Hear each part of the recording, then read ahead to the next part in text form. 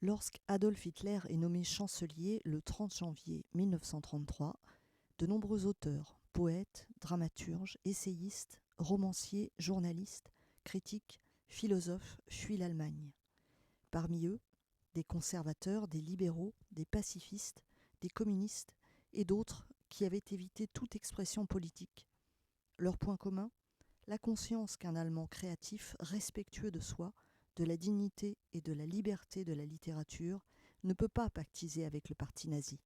D'autres décident de ne pas émigrer du jour au lendemain, dans l'espoir que les membres du parti fixeraient des limites au pouvoir absolu d'Hitler. Mais 4 jours plus tard, ce dernier édite une ordonnance qui vise à restreindre la liberté de la presse, de réunion et de manifestation.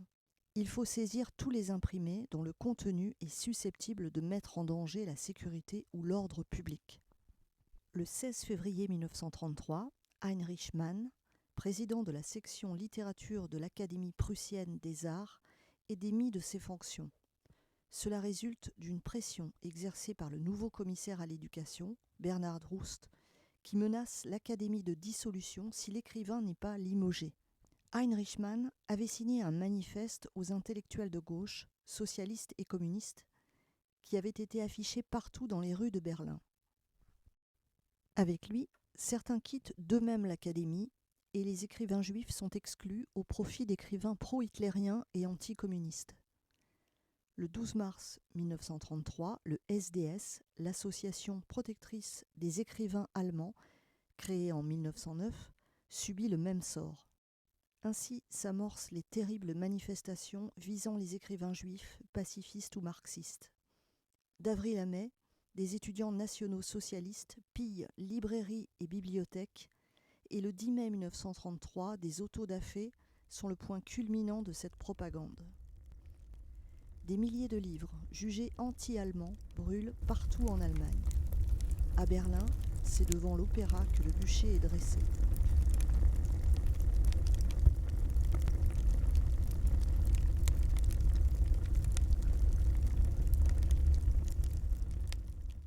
Nur so viel. Wenn ich das Wort Kultur höre, dann greife ich schon nach meinem Revolver.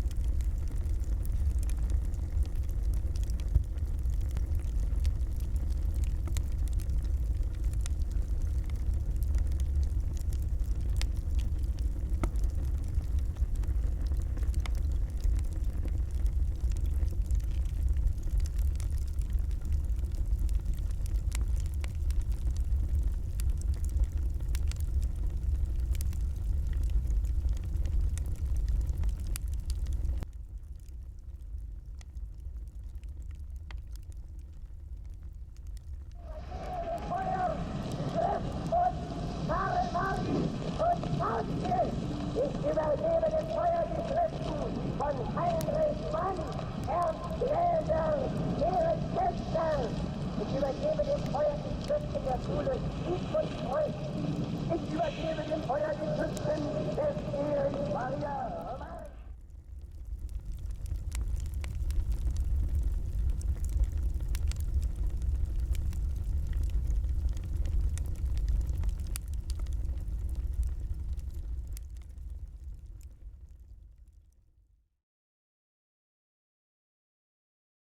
Alfred Kantorowicz et Heinrich Mann ont fait partie des premiers expatriés en France, à Paris pour l'un et Bandol près de Sanary-sur-Mer pour l'autre. En France, il n'est pas nécessaire d'autoriser les publications en allemand, ce qui favorise la formation rapide de nombreuses associations, organisations, éditeurs et organes de presse allemands en exil. Le 9 juin 1933, des membres du SDS se retrouvent autour du poète Rudolf Leonhard. La nécessité de constituer un comité en exil et des archives antifascistes internationales s'impose. La tâche est confiée en décembre 1933 au secrétaire général Alfred Kantorowicz. On pense que c'est lui qui lance alors l'idée de la création d'une bibliothèque où l'on retrouverait toute la littérature brûlée et bannie par le Troisième Reich. Le SDS prend le nom de SDS en exil, et le poète Rudolf Leonhardt est élu président. Jusqu'en 1938 seront organisés les lundis soirs des réunions, débats et conférences d'abord mensuelles, puis très vite bi-hebdomadaires, au café Mailleux, 65 boulevard Saint-Michel, fermé en juillet 1935. Puis dans le sous-sol du café Méphisto, au 146 boulevard Saint-Germain-des-Prés. En janvier 1934, une réception est organisée à Paris en présence de l'écrivain Romain Rolland, au cours de laquelle le comité d'initiative pour la création d'une bibliothèque allemande des livres brûlés au sein du SDS est officiellement créé, soutenu par André Gide, Léon Feuchtwanger, Lévi Brühl, Heinrich Mann et H.G. Wells. Alfred Kantorowicz, qui porte pleinement le projet, constitue des sections nationales des comités français, anglais, allemands et suisses. Il voyage aussi plusieurs fois en Angleterre pour obtenir de l'aide et surtout de l'argent. Durant les semaines qui suivent, les intellectuels germanophones en exil en France et dans le monde apportent leur contribution à la bibliothèque. Inaugurée le jeudi 10 mai 1934, date anniversaire des terribles autodafés allemands, la Deutsche Freiheitsbibliothek, la bibliothèque libre allemande, plus communément appelée en France la Bibliothèque allemande des livres brûlés, se situe dans le 13e arrondissement, dans le pavillon 17 du 65 boulevard Arago, cité d'ateliers d'artistes plus connue sous le doux nom de Cité Fleurie. On voit Egon Erwin Kisch parler aux invités avec en arrière-plan un portrait d'Ernst Thälmann et le slogan « Nous gagnerons Thälmann comme une bataille ». Sur le côté, les étagères n'ont pas encore été rangées et le pupitre de l'orateur est composé de caisses à livres. Ernst Thälmann est un homme politique de la gauche communiste allemande. Vice-président du Parti communiste allemand, KPD, il est arrêté le 3 mars 1933 et une campagne internationale se développe pour obtenir sa libération en vain. Romain Rolland faisait partie de ses plus grands défenseurs. De nombreux écrivains, journalistes, professeurs et artistes allemands et français se sont déplacés. Plusieurs discours lors de cette cérémonie d'ouverture illustrent les intentions des fondateurs et les opinions des visiteurs externes. Comme principaux orateurs identifiés dans la presse, qui expliquent le but révolutionnaire de la bibliothèque dans sa lutte, on trouve les écrivains Edmund Flegg, Alfred Kerr, Egon Erwin Kisch, Henri-René Lenormand, Alfred Kantorowicz. La bibliothèque allemande des livres brûlés aura pour tâche de rassembler tous les livres et documents susceptibles de contribuer à la lutte des émigrants germanophones contre le national-socialisme et devra comprendre tous les livres brûlés, censurés, confisqués et supprimés dans le Troisième Reich, de Theodor Lessing jusqu'à Heinrich Mann, de Heinrich Heine jusqu'à Jacob Wassermann, de Karl Einstein jusqu'à Sigmund Freud, de Karl Marx jusqu'à Joseph Staline, de Voltaire jusqu'à André Gide. En outre, de nombreuses bibliothèques appartenant à des émigrés allemands réfugiés en France, en Angleterre et ailleurs. Enfin, tous les livres indispensables à l'étude et à l'analyse du fascisme hitlérien, de Houston Stewart Chamberlain jusqu'à Alain Rosenberg, de Eugène Düring jusqu'à Adolf Hitler, de Hans von Seeckt jusqu'à Edvald Banse. Elle organisera aussi de nombreuses expositions et deviendra à compter de ce jour, en quelque sorte, la dépositaire de la mémoire en commémorant chaque 10 mai le jour des livres brûlés. Le projet est qu'à terme, la bibliothèque soit transférée à Berlin, ce qui malheureusement n'arrivera jamais.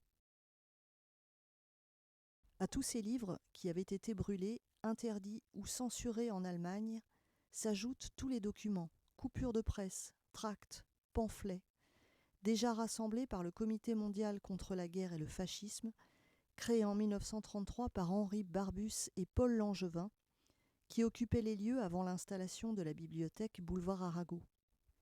En juin 1934, les deux entités décident de fusionner. Évidemment, la coopération avec le public est une activité importante qui passe par l'organisation régulière d'expositions, de débats ou par la participation à des événements extérieurs comme le premier congrès international des écrivains pour la défense de la culture, congrès antifasciste, qui se déroula le 21 juin 1935 à Paris, au Palais de la Mutualité. Quelques manifestations identifiées grâce aux coupures de presse.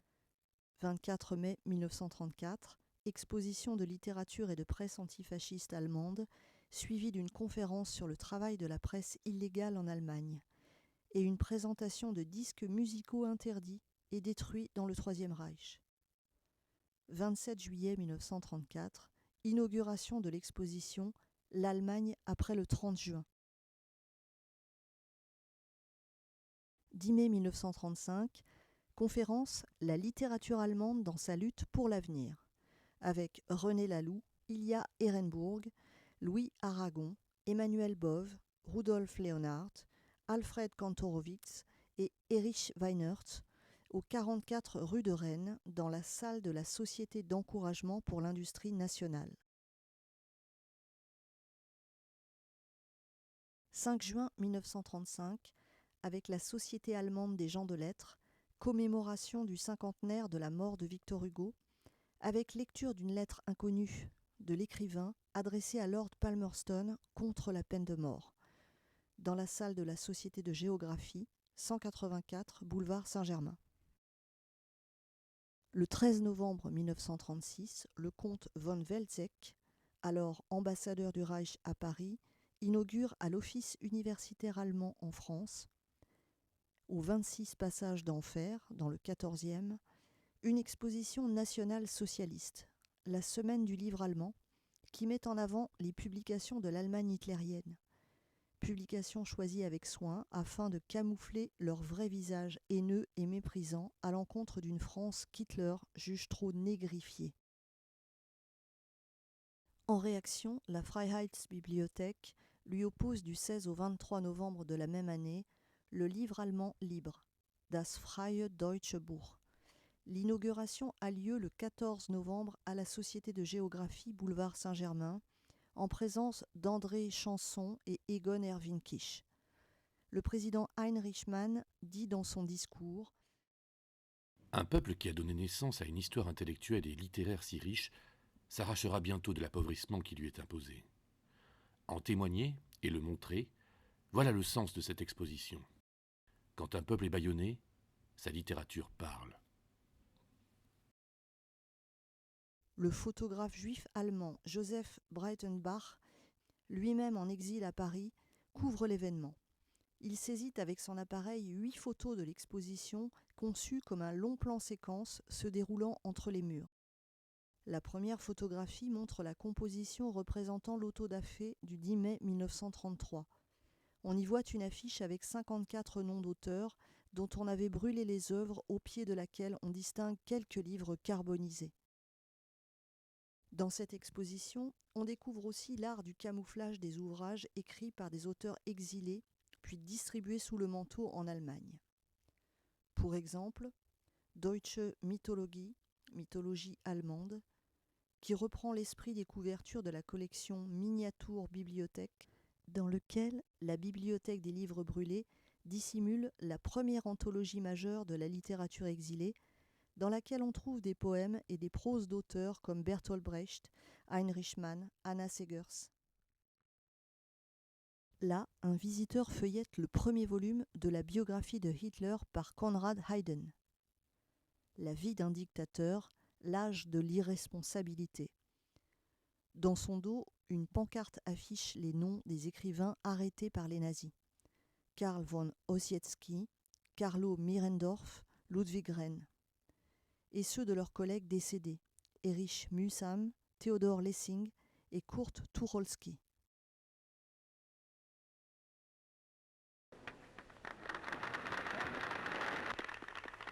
C'est sous les auspices De ses espérances et de ses vœux, je déclare solennellement inaugurée aujourd'hui l'exposition des arts et techniques de l'année 1937.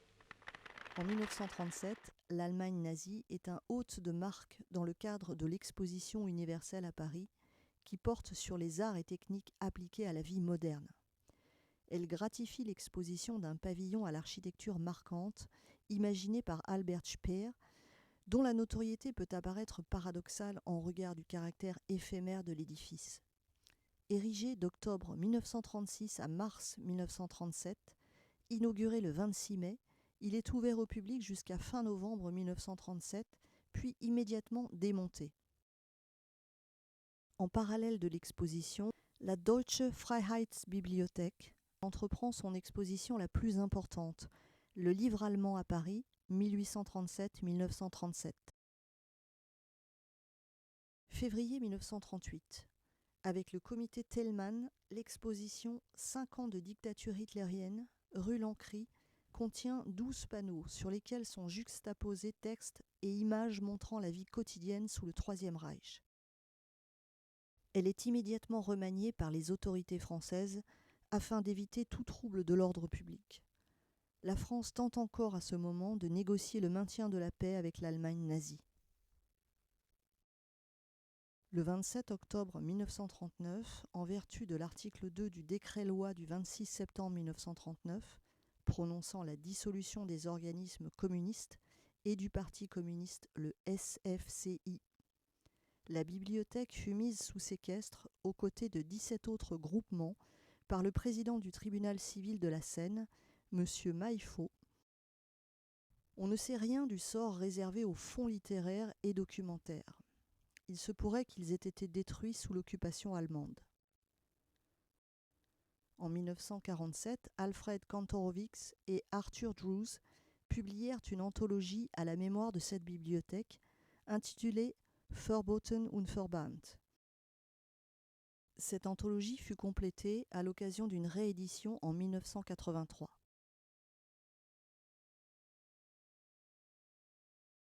Georg P. Salzmann, 1929-2013, est un fils d'ouvrier de Thuringe, dont le père et le grand-père étaient partisans d'Hitler. Il entre dans les jeunesses hitlériennes, puis est blessé pendant la Seconde Guerre mondiale. Un soldat de l'armée américaine lui montre le camp de concentration de Buchenwald, libéré en avril 1945. Salzmann renonce alors à ses convictions nazies. C'est par hasard qu'il s'intéresse aux œuvres des écrivains interdits. À partir de 1976, il construit sa bibliothèque de livres brûlés dans sa maison de Gräfelfing, l'étoffant jusqu'à atteindre en 2008 plus de 14 000 volumes, dont près de 80 auteurs et une majorité de premières éditions. Il s'agit de la plus grande bibliothèque privée d'œuvres d'écrivains interdits, dont les ouvrages furent victimes des autodafés de 1933. En 2007, il reçoit la médaille Karl Preusker. En 2009, par l'intermédiaire du ministère bavarois de la Culture, la bibliothèque universitaire d'Augsbourg reprend environ 11 000 volumes, et en 2015, la dépositaire de 5 000 ouvrages, Petra Sommer, les installe dans sa maison d'hôte, un ancien moulin à Himmelpfort, pour la rendre accessible au public.